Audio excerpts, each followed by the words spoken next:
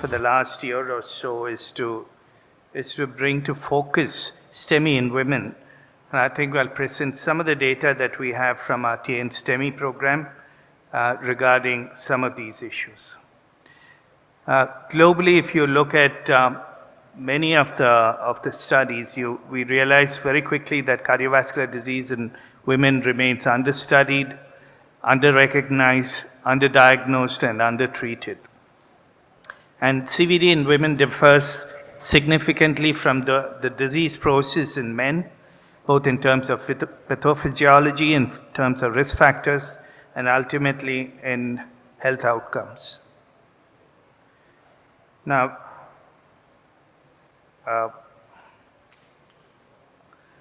if you look at global challenges, I think it's very clear that there's lack of data, both about prevalence and outcomes.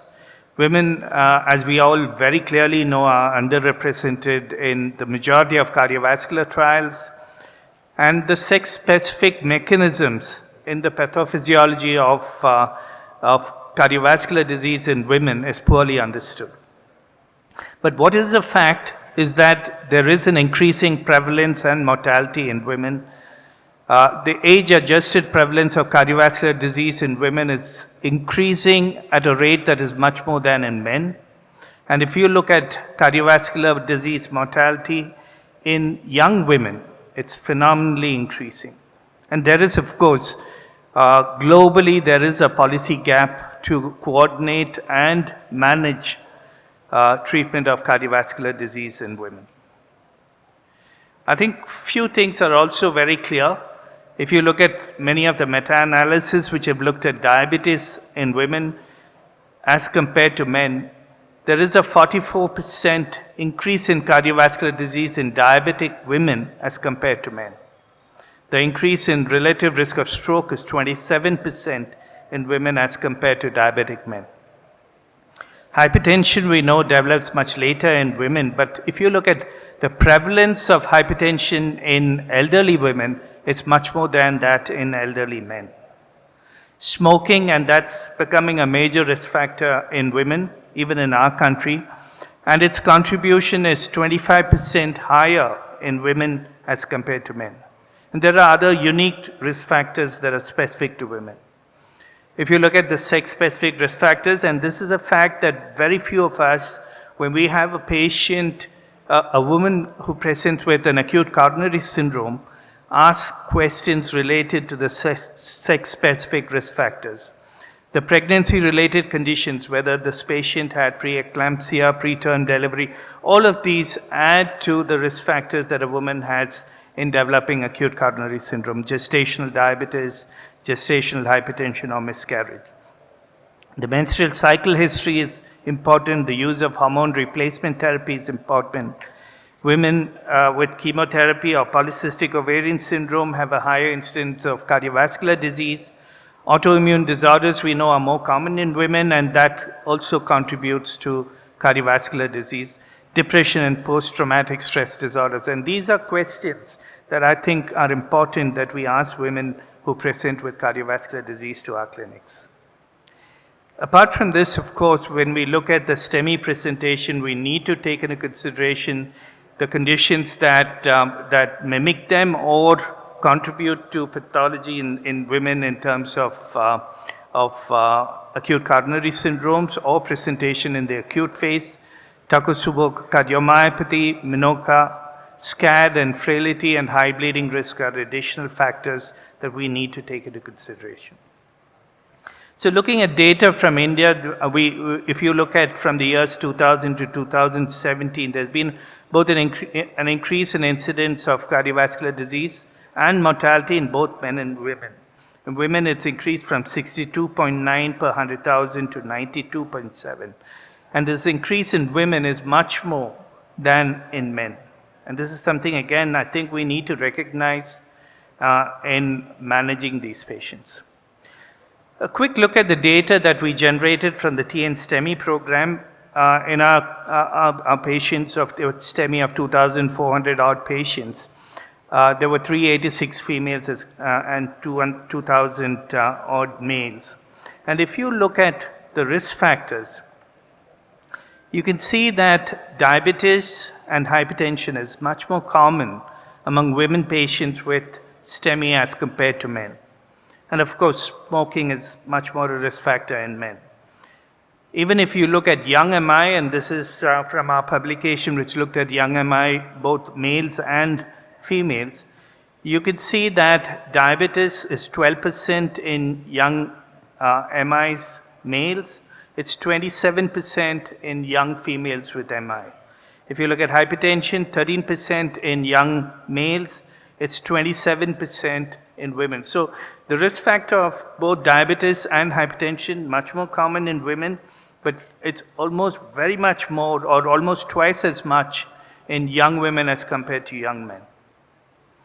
If you look at the results that we looked at, process measures, and this is important when we look at managing women with STEMI, you can see that the onset of symptoms to first medical contact is significantly longer for women as compared to men. And there are reasons for this, both social as well as medical, why women present much later to hospitals and are recognized as acute coronary syndromes. The door to balloon times or the door to primary PCI don't seem to be very much different. But if you take the methods of reperfusion, you can see that women get more of fibrinolysis and men seem to get more of pharmacoinvasive or primary PCI. And this may be a reflection of how our society treats men and women with similar illnesses. Angiographically, there wasn't much of a difference between them, but in clinical outcome, you can see the dramatic difference. In hospital mortality, 4.8% for males, 10.4% for women. At 1 year, it was 13 versus 26%. Look at young males and young females, and again, we know that mortality in young males is much less than in older males, 2.9%. But in young females, it was 9.1%. That's in hospital mortality. 1 year, it was 6.8 versus 18.2. And I think these are very important for us to understand and put in place policies that require to be put in place to ensure that there is equity in healthcare, especially in the acute coronary syndrome. Now, the TN STEMI data is what I showed, but there is very similar data from North India in the Norin STEMI database. Again, 16% were females. You can see that PCI was more commonly used in males as compared to females, with the mortality very similar again. 1 year mortality, 22% in females, 9% in males. So clearly shows a lot of reason why we need to work on this issue. The reasons for poor outcomes, presentation due to what we call atypical symptoms, and I keep saying we need to talk more about typical symptoms in women, typical symptoms in men, so that we don't say it's an atypical presentation, it's a typical presentation for men. And that emphasis leads to delayed identification and increased mortality, both getting to the hospital as well as within the hospital delays take place. Older age of presentation, and we saw that women present at 60 years as compared to an average of 53 years in men. There is a greater risk factor burden in women, underuse of cardiac procedures and medical therapy, and of course there is an increased technical complexity and non-atherosclerotic causes of MI which needs to be recognized and treated. And of course, I think the major, there could be a major contribution that the biological sex differences that happen between males and females is something that needs to be studied. So in female patients, coronary artery disease, particularly AMI, is inadequately studied, poorly managed, and has a worse outcome than in male patients.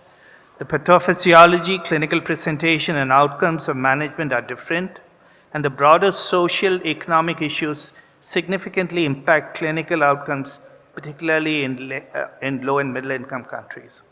What then should be the global agenda for this? And this is something that we discuss not just within our meetings here in India, but at the Europe PCR, we had a separate session to look at what should the global agenda and how should that change to make sure that women get the same deal that the men get. We need to close knowledge gaps. Research concerning pathogenesis needs to work much more in women. We need to enhance awareness of cardiovascular disease in women, put protocols that target well-established sex-specific, under-recognized risk factors, and with a specific focus on low and middle-income countries. And we need to strengthen healthcare systems to create an integrated health system, both engaging physicians, healthcare workers, and patients, so that this area is recognized and acted upon. Thank you for your attention.